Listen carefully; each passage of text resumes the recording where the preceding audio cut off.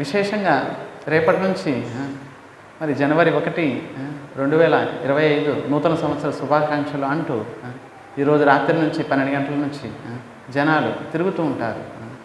ఇంత భయంకరంగా ఇక్కడే పక్కనే స్కూల్ ఒకటి ఉంది. ఒక 10-10:30 నుంచి స్టార్ట్ చేస్తారు. నిజానికి ఇప్పుడు ప్రస్తుతం ఉన్న ఎడ్యుకేషను ఇంతకుముందు ఎడ్యుకేషన్కి చాలా తేడా ఉంది. ఇప్పుడు ఎడ్యుకేషన్ ఏంటి, అతి ఉత్తమం పిల్లలకి ఇంట్లోనే పాఠాలు నేర్పించడం అతి ఉత్తమం. స్కూల్కు పంపించారంటే వారి జీవితాన్ని సర్వనాశనం చేస్తారు. ఇప్పుడు పక్కనే స్కూల్ ఉంది, 10:30కి స్టార్ట్ చేస్తారు. రోజు అప్పుడప్పుడు సినిమాల పాటలే, ఎప్పుడు చూసినా సినిమా పాటలు. ప్రతిసారి మధ్యాహ్నం పూట మనోరంజనం అంటే మనసుకి రంజనం చేయడం. డబ్బులు ఇచ్చేశారు, తల్లిదండ్రులు కష్టపడి పిల్లల్ని పంపించారు.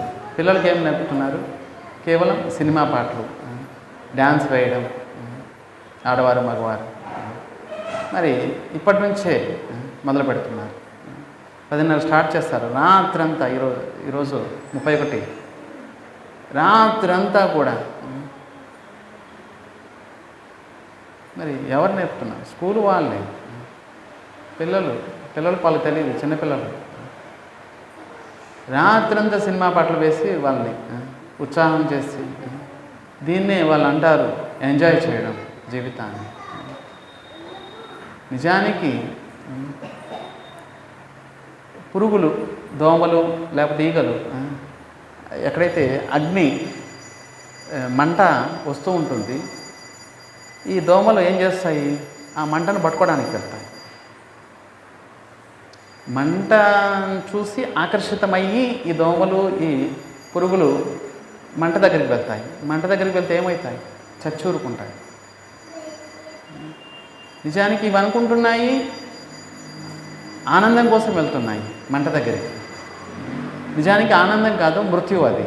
అలాగే ఎంజాయ్మెంట్ పేరు మీద ప్రస్తుతము ఈ ఎడ్యుకేషన్లో కానీ ఈ యువత, యంగర్స్ వాళ్ళు వెళ్ళే మార్గము నిజానికి ఎంజాయ్మెంట్ కాదు, మృత్యువు.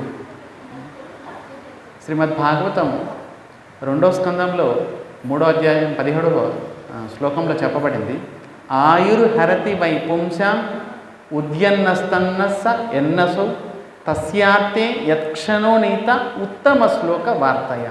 ఆయుర్హరతి. నిజానికి జీవులు సర్వసాధారణంగా కొత్తదనాన్ని కోరుకుంటారు.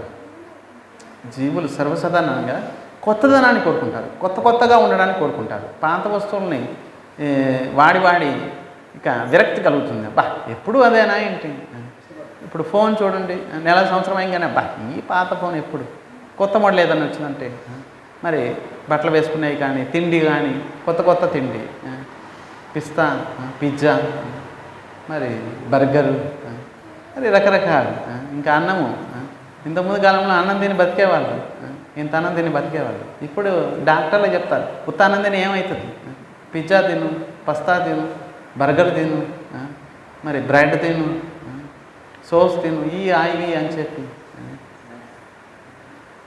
అందుకే ఆయుష్ క్షీణిస్తుంది. ఇప్పుడు ఆయుర్హరతి వైపుంశం, కొత్తదనాన్ని కోరుకుంటారు సహజంగా. మరి ఈ కొత్త సంవత్సరం వస్తుంది, కొత్త సంవత్సరం వస్తుంది అంటే నిజానికి వాస్తవం ఏంటి, మీ యొక్క ఆయుష్లో 1 సంవత్సరం మైనస్ అయిపోయింది. ఆయుష్లో మైనస్ అయిపోయింది కదా. మరి ఇందులో ఎంజాయ్మెంట్ ఏంటి, ఇంకా బాధపడాలి కదా. అరే 1 సంవత్సరం వృధా చేసుకున్నాను, నా ఆయుష్లో 1 సంవత్సరం వృధా అయిపోయింది.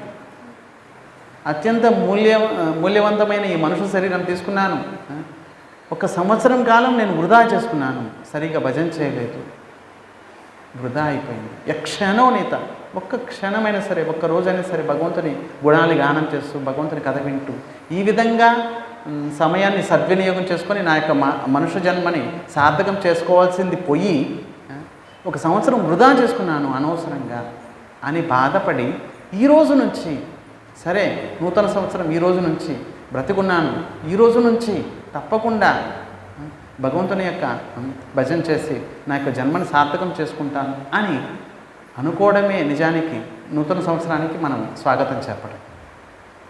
నిజంగా స్వాగతం చెప్పాలనుకుంటున్నారా?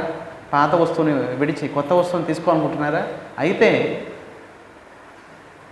ప్రతి యక్షణోనీత ఉత్తమ శ్లోక వార్తయ్య. ఉత్తమ అంటే భగవంతుడు. ఉత్తమ శ్లోక.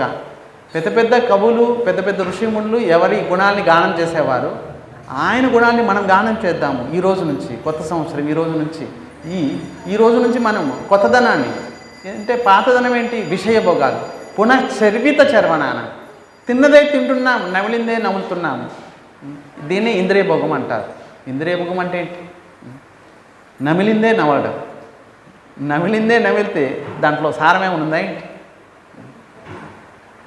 సారమే ఉండదు. నమిలిందే నమిలి ప్రయోజనమే ఉండదు, సారమే ఉండదు. కనుక కొత్త సంవత్సరాన్ని నిజంగా స్వాగతం చెప్పాలంటే ప్రతి క్షణం కూడా భగవంతుని పొందడానికి ప్రయత్నిద్దాము. ఈ జన్మ మృత్యు జరా వ్యాధి అనే ఈ సంసార చక్రం నుండి బయటపడటానికి ప్రయత్నిద్దాం. పునరపి జననం పునరపి మరణం పునరపి జననీ జఠరే శయనం. ఈ యొక్క మళ్ళీ తల్లి గర్భంలో ప్రవేశించకుండా ఈ సంసార చక్రం నుండి బయటపడటానికి ప్రయత్నిద్దాము. నిజంగా కొత్త సంవత్సరానికి స్వాగతం చెప్పడం అంటే ఇది అన్నమాట. ఒక సంవత్సరం మైనస్ అయిపోయిందంటే ఇంకేమో. మరి నిశ్చితమై ఏంటి మన యొక్క ఆయుష్? సరే ఒక 80 సంవత్సరాలు బ్రతుకుతాము, ఒక సంవత్సరం పోతే పోయింది. నిశ్చితమై ఏంటి? ఆయుష్ అనేది నిశ్చితమై ఏంటి? సూర్యుడు ఉదయిస్తున్నాడు, సూర్యుడు అస్తమిస్తున్నాడు అంటే ఒకరోజు మైనస్ అయిపోతుంది. ఆయుర్హరతి. సూర్యుడు ఉదయం ఉదయించాడు, ఇప్పుడు అస్తమించేశాడు అంటే ఒకరోజు మైనస్ అయిపోయిందా లేదా? ఇలాంటి రోజులు, నెలలు, ఒక సంవత్సరం గడిచిపోయింది. ఇప్పుడు మళ్ళీ రేపు ఉదయం నుంచి మళ్ళీ కొత్త సంవత్సరం అంటూ.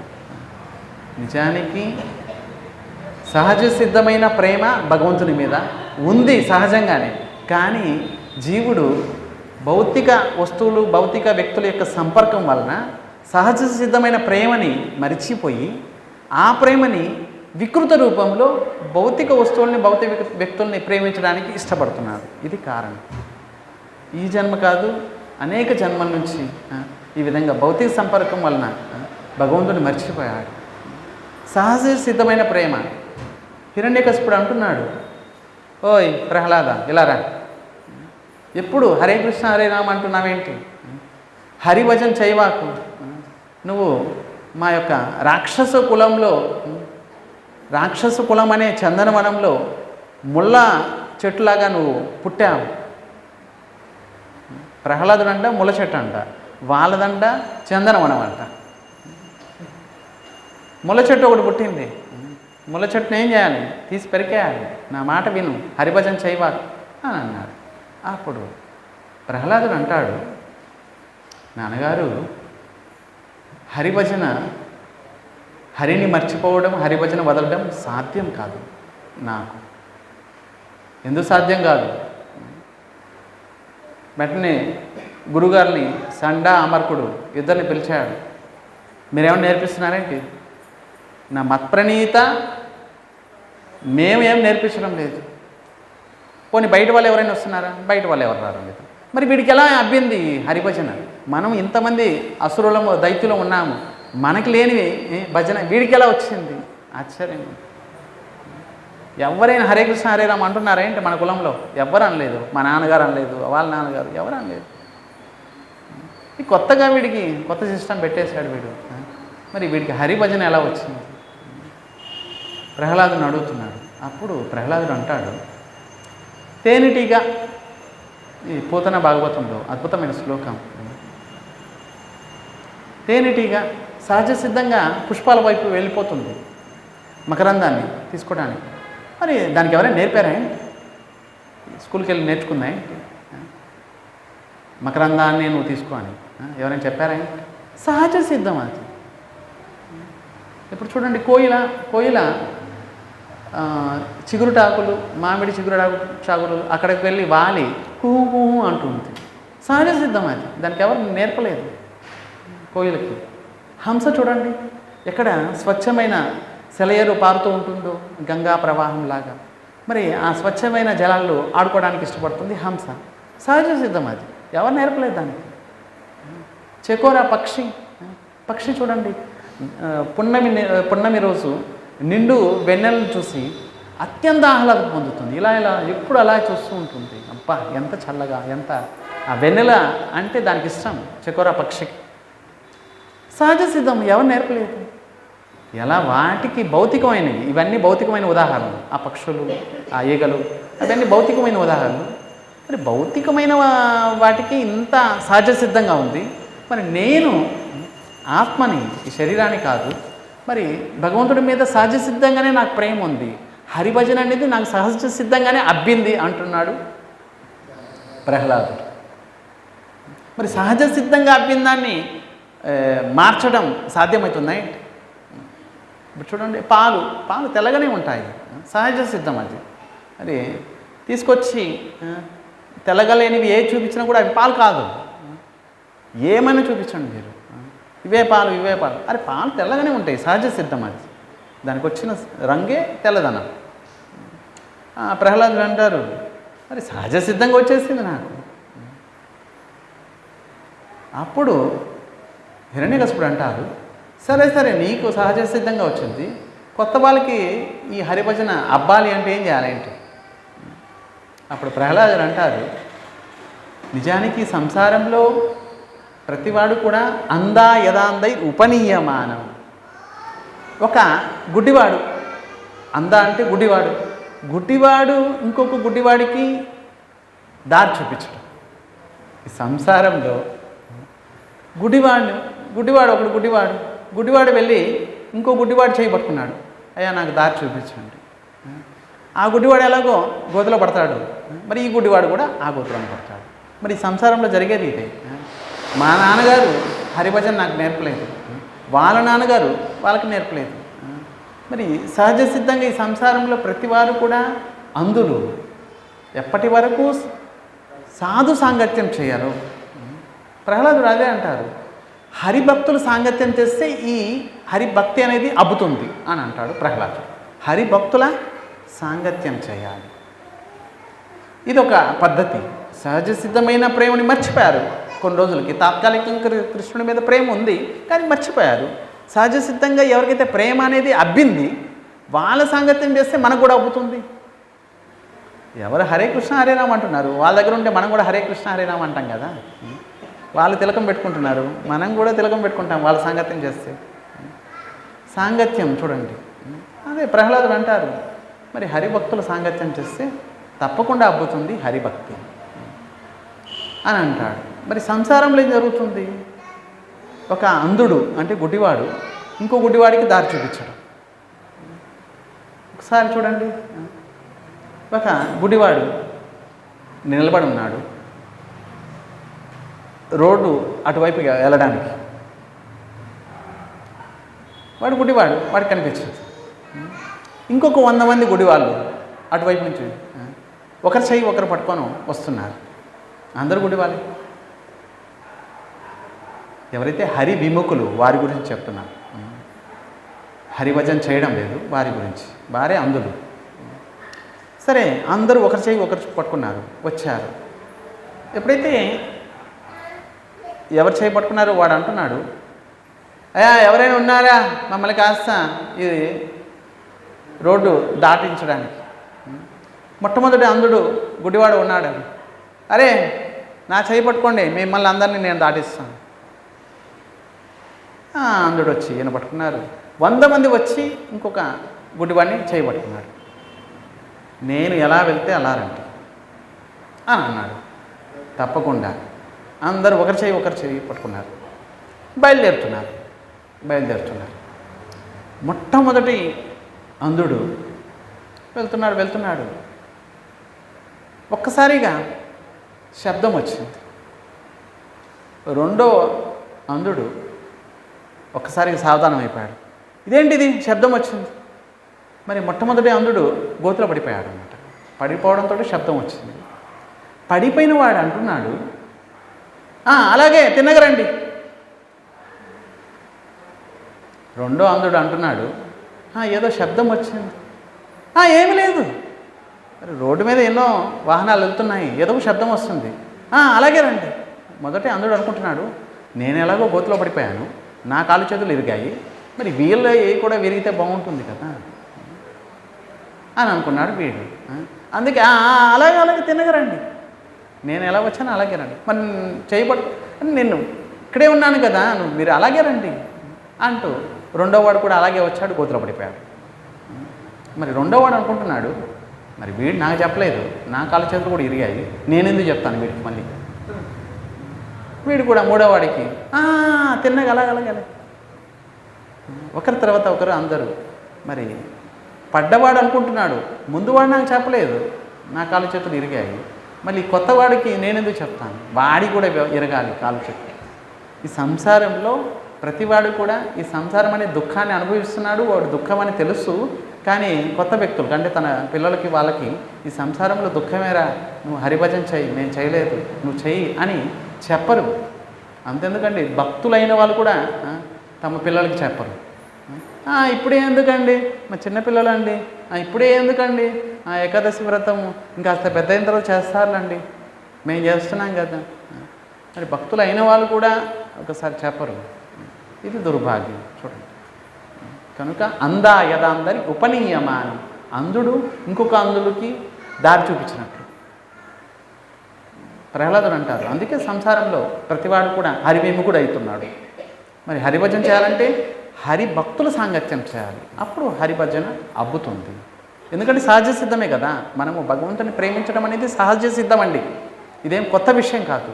జీవుడు సహజ సిద్ధంగానే కొత్తదనాన్ని కోరుకుంటాడు. ఆ కొత్తదనం అనేది కృష్ణుల్లోనే ఉంది, భగవంతుడిలోనే ఉంది. నిత్య నూతనం అంటారు. భగవంతుడి లీలలు, భగవంతుడి కథ, భగవంతుడి నామం, భగవంతుడి రూపము, భగవంతుని ధామము, భగవంతుని యొక్క ప్రతిదీ కూడా నిత్య నూతనము. సర్వసాధారణంగా నూతన సంవత్సరాలు అని కొత్తదనాన్ని కోరుకుంటున్న జీవులకి నిజమైన నూతనము భగవంతుడిలో ఉంది.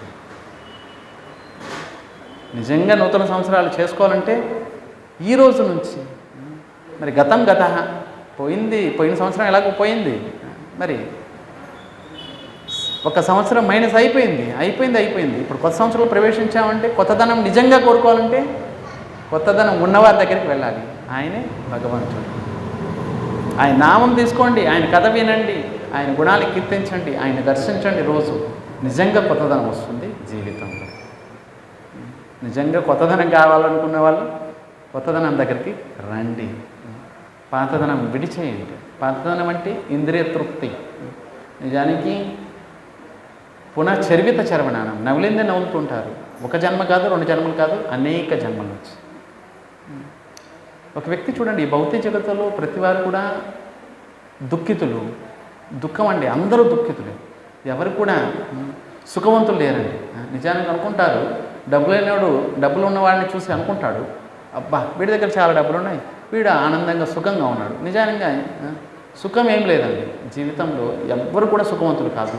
కేవలం డబ్బున్నవాడు నటిస్తాడు, డబ్బులు లేనివాడు డబ్బులు లేవు నాకు ఇంకేం నటిస్తాడు. వాడు డబ్బులున్నవాడు సుఖంగా ఆనందంగా ఉన్నానని నటిస్తాడు. నిజంగా వాడికి కూడా తెలుసు నేను సుఖంగా లేను, ఆనందంగా లేను, వాడికి కూడా తెలుసు. కేవలం నటిస్తాడు అంతే. నిజానికి సుఖవంతులు ఎవరు లేరు. చూడండి, ఇప్పుడు మీ దగ్గర కొన్ని కోట్లు ఉన్నాయండి, కొన్ని కోట్ల రూపాయలు ఉన్నాయి మీ దగ్గర. ఏం చేస్తారు చెప్పండి మీరు? కొన్ని కోట్ల రూపాయలు ఉన్నాయి మీ దగ్గర. మొత్తం అసలు రాజమండ్రిలోనే కాదు, ఆంధ్రాలోనే మీరు ధనవంతులు, కొన్ని భారతదేశంలోనే ధనవంతులు అనుకుందాం. కోట్ల రూపాయలు ఉన్నారు, ఏం చేస్తారు మీరు చెప్పండి? ఏం చేస్తారు? సరే, బట్టలు వేసుకోవాలి, బట్టలు కొనాలి. కొన్ని డబ్బు లేని వాళ్ళు 1000 రూపాయలు బట్టలు కొనుక్కుంటే మీ దగ్గర డబ్బులు చాలా ఉన్నాయి కదా, 1,00,000 రూపాయల డ్రెస్ కొంటారు. వాడు కొన్నది ఎందుకోసం? కాస్త శరీరాన్ని కనిపించకుండా వేసుకోవడానికి. బట్టలు దేనికి? శరీరం కనిపించకుండా వేసుకోవడానికి. మరి మీరు అందుకే కదా, కేవలం మనసులో ఒక భ్రమ, నేను 1,00,000 రూపాయలు డ్రెస్ వేసుకున్నాను, ఒక భ్రమ. దీన్నే భ్రమ అంటారు. వాడు శరీరం కప్పుకోవడానికి, మీరు శరీరం కప్పుకోవడానికి తేడా ఏం లేదు. మరి 1000 రూపాయల డ్రెస్ అయినా సరే, 1,00,000 రూపాయల డ్రెస్ అయినా ఒక్కటే. పోనీ తిండి విషయం చెప్పుకున్నాను. మరి మీ దగ్గర కోట్లు ఉన్నాయి కదా, ఏం తింటారు చెప్పండి? ఏం తింటారు? డబ్బు లేనివాడికి వాడికి ఆకలిస్తుంది, మీకు ఆకలిస్తుంది, మరి ఏం తింటారు? డబ్బులు ఉన్నాయని చెప్పి ఉప్పు ఇంత వేసుకోరు కదా, మరి డబ్బులు ఉన్నాయని చెప్పి నూనె ఇంత వేసుకోరు కదా, కారం ఇంత వేసుకోరు కదా. డబ్బులు ఉన్నాయి మా దగ్గర అని చెప్పి కారం ప్యాకెట్ వేసేసుకుంటారేంటి? మరి పంచదార ఇంత వేసుకుంటారేంటి? బాగా తీయగా ఉండాలని చెప్పి డబ్బులు ఉన్నాయి కదా. నిజానికి డబ్బులు లేనివాడు కష్టపడుతూ ఏ రోజుకు ఆ రోజుకు సంపాదించుకొని ఆరోగ్యం బాగుపడుతుంది, సంపాదించుకొని తృప్తిగా ఉంటాడు ఒకవేళ తృప్తి పొందాలనుకుంటే. మరి డబ్బులున్న వాడికి టెన్షన్. బాగా డబ్బులు ఉన్నాయి, సరే బాగా డబ్బులు ఉన్నాయి అంటే మంచి మంచి తినాలి. మంచి మంచి అంటే ఏంటి అర్థం కాలేదు. బాగా డబ్బులు ఉన్నాయి, మంచి మంచి తిండి తిని. మంచి మంచి అంటే ఏంటి? ఎక్కువ నూనె పడితే అదే మంచిది వాడికి, ఎక్కువ కారం అయితే అదే మంచిది, ఎక్కువ ఉప్పు వేస్తే అదే మంచిది, ఎక్కువ తీపి చేస్తే అదే మంచిది, ఇంకా అంతకంటే మంచిది. మరి రోగం ఎక్కువ వీడికే వస్తుంది తొందరగా. మంచి తిండి తింటున్నాడు కదా. మంచి తిండి అంటేనే రోగయుక్తమైన తిండి. మంచి అంటే ఏంటి? కాస్త అన్నము, కాస్త పప్పు, కూరగాయలు ఏమని సరే, ఆకలి ఇస్తుంది, కాస్త తినాలి, అంతే అయిపోయింది.